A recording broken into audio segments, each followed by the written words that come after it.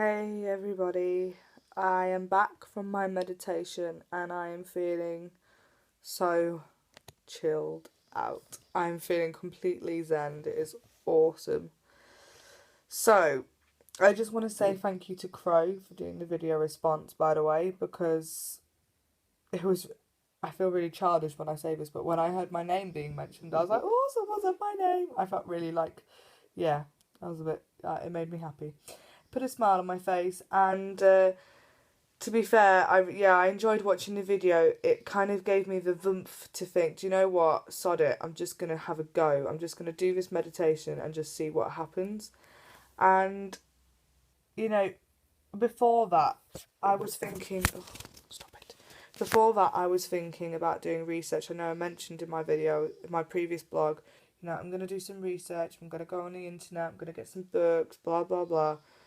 And then I just thought to myself, no, I'm not going to do it like that. I'm just going to see what happens and be intuitive. I think the best way that I can describe it is, like a tarot. I've I told you in my I think it's my About Me blog that I trained to do tarot when I was starting out, and I ended up quitting the course halfway through. And the reason being was because it was literally going through a book and saying, well, this card means this, and this card means this, and this card means this, and I just thought, like, no disrespect to people that do the tarot like that, but for me, it's all about intuition. Like, I might draw, I don't know, say the Hermit card or the Tower card one day, and it might mean one thing, but then I might do a reading in a couple of days or a week later, and it might mean a completely different thing. I don't see how it things like that can be taken from a book. In fact, I don't see how hardly anything to do with paganism or spirituality can be taken from a book. I can see how, like, things like goddesses and gods and the wheel of the year and information and correspondences, but when it comes to, like, meditation and doing it on your own personal path, I don't think any book can tell you how to do that. I think it has to come from your own heart, from your own soul.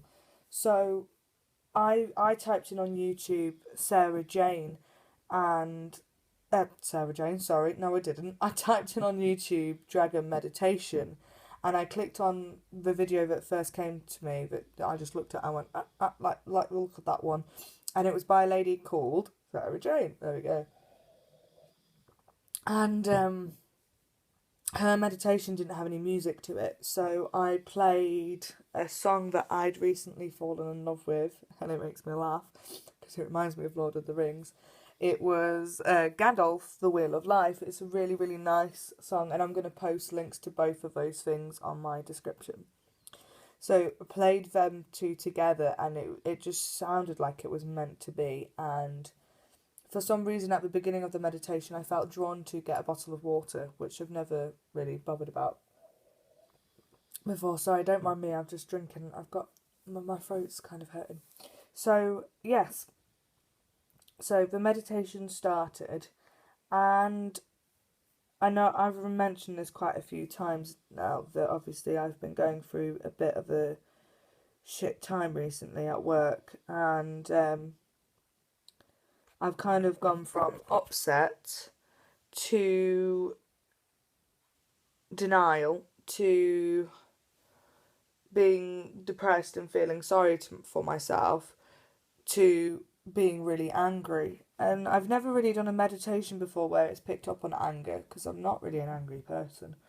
So I get stressed quite a lot, but I'm not angry.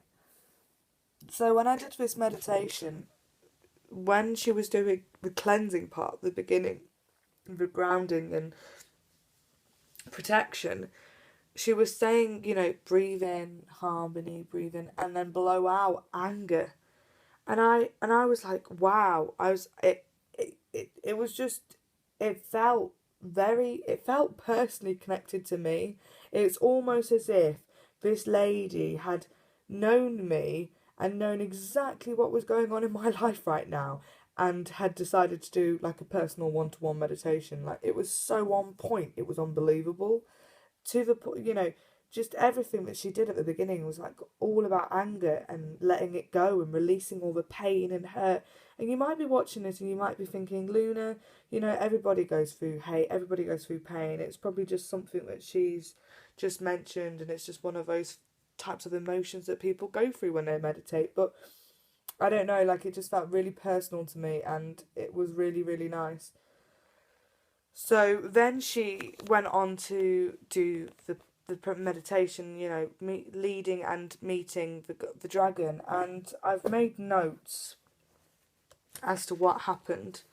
And I had some candles lit, and I have recently, I think it's been about a year now, maybe a bit less than a year, I've learned, I've found the ability to see images through fire and connect with fire, see images through, I've always called it candle scribing.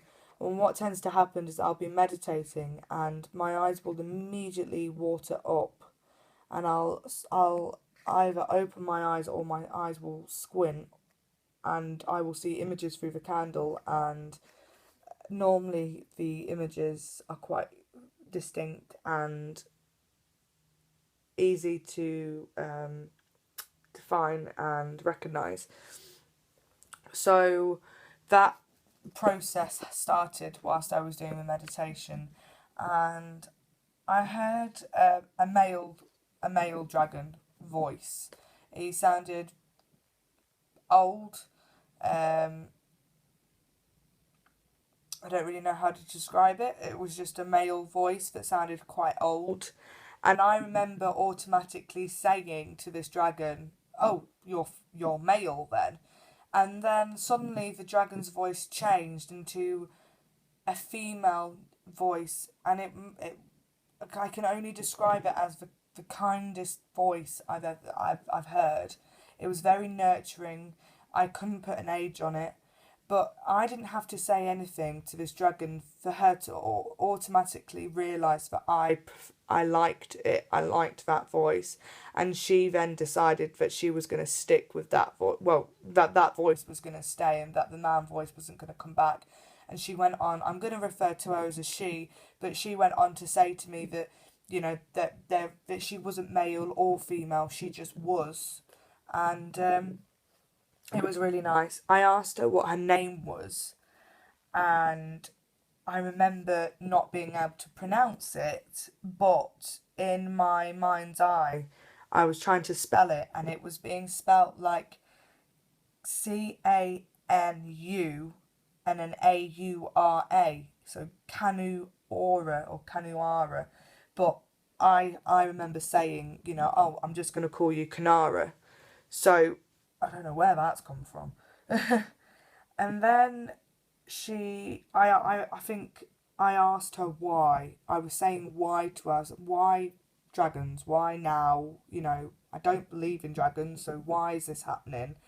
And she basically then went on to say, did you never question why you could connect with fire, even though you're a Pisces? Did you never question why you could see images through the candles? And automatically then I started seeing images in the candles of eyes that I have been seeing a lot in my meditations, and I've always picked them up to being snake's eyes or my cat's eyes. I've never linked them to being dragon eyes, but I automatically thought that those were her eyes, kind of thing. And then I asked if I could see her, and she said that I don't think she was saying that I'll never see her, but she was basically saying that I will only ever see her through the candle for the time being. You know, I'm not going to open my eyes or close my eyes and see this purple dragon, I think was what she was trying to get to me. But she told me to open my eyes, and I could see the wings through the flame of the candles that were in front of me, and I immediately felt, you know, like cats when they get up close to you and they put their heads towards you and curl you. I felt like that, but I felt it go through all of my body. So I then felt like Loki was with me as well at the same time, and I felt like I got a message, but I don't know if it was just me. I felt like I got a message to say, it was Loki that brought us together, and Loki passed away in August.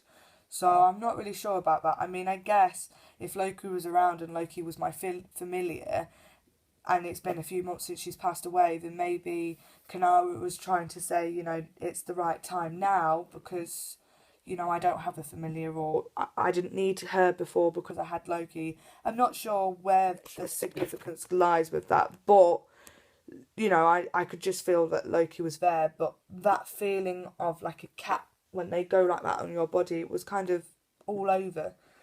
And she went on to tell me that she knew that there were problems I needed help with, but she said that she didn't say that she wasn't going to help me, but she was basically saying that it wasn't the right time yet.